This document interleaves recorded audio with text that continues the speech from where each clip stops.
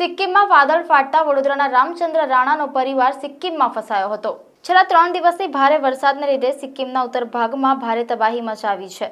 ભૂસ્ખલન અને પૂરમાં સેંકડો ઘર અને રસ્તાઓ ધોવાઈ ગયા। તીસ્તા નદીમાં પૂરના કારણે અનેક ઘરોમાં પણ તબાહી મચી ગઈ અને 1500 ટુરિસ્ટો પણ ફસાઈ ગયા હોવાનું જાણવા મળ્યું હતું તથા મોબાઈલના નેટવર્ક પણ બંધ થઈ ગયા હતા। રાહત અને બચાવ કાર્યમાં લાગેલા ડિઝાસ્ટર મેનેજમેન્ટ અધિકારીઓએ જણાવ્યું કે લગભગ 2000 પ્રવાસીઓ લાચુંગ અને ચુંગથાંગમાં ફસાયેલા છે। ત્યારે વડોદરામાં રહેતો રાણા પરિવારના 9 સભ્યો 7 જૂનના રોજ પાર્થ ટ્રાવેલ્સમાંથી સિક્કિમ ફરવા ગયા હતા અને ત્યાં પહોંચ્યા બાદ સિક્કિમના લાચુંગમાં વાદળ ફાટ્યું હતું અને ભૂસ્ખલન સર્જાયું હતું, જેમાં અસંખ્ય પરિવારો ફસાયા હતા। તેવામાં લાચુંગમાં ગયેલા રાણા પરિવારના સભ્યો વડોદરા રહેતા પરિજનોથી સંપર્ક વિહોણા બન્યા હતા। વીતેલા 2 દિવસથી ફરવા ગયેલા રાણા પરિવારના સભ્યોનો કોઈ સંપર્ક થઈ શક્યો નથી। ત્યારે તેમણે સરકાર પાસે તમામને સહી સલામત વડોદરા લાવવા માટે માંગણી કરી હતી।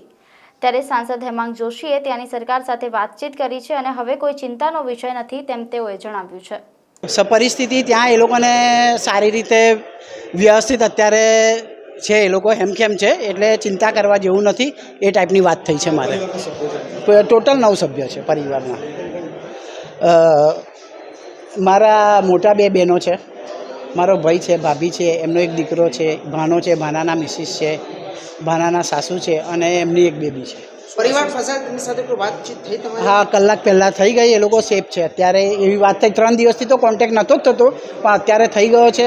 સાહેબે પોતે પણ વાત કરી અને મને ત્યાંના કલેક્ટર સાથે વાત કરાવીને એ લોકો સેફ છે એ ટાઈપની એ થઈ। અને કલાક પહેલાં મારે ડાયરેક્ટ એ લોકો સાથે એક વખત 15 સેકન્ડ વાત થઈ, વધારે કોન્ટેક્ટ, કારણ કે ત્યાંના કોન્ટેક્ટો તૂટી ગયેલા છે। 15 સેકન્ડમાં જે વાત 15 સેકન્ડમાં એ લોકો સેફ છે। એ લોકોને હોટલમાં વ્યવસ્થા આપી છે અને તમે ચિંતા કરશો ને, અમે 9 સેફ છે એવું વાત।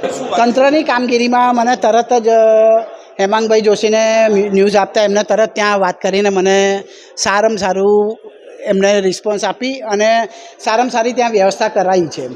અને ત્યાંના કલેક્ટરને પણ એમને ડાયરેક્ટ વાત કરીને, પ્રશાસનને વાત કરીને એ લોકોને જેમ વ્યવસ્થા થશે એમ પ્રમાણે રેસ્ક્યુ કરીને એ લોકોને બહાર કાઢીને વ્યવસ્થા આપશે અમને। હા, હેમખેમ છે પરિવાર।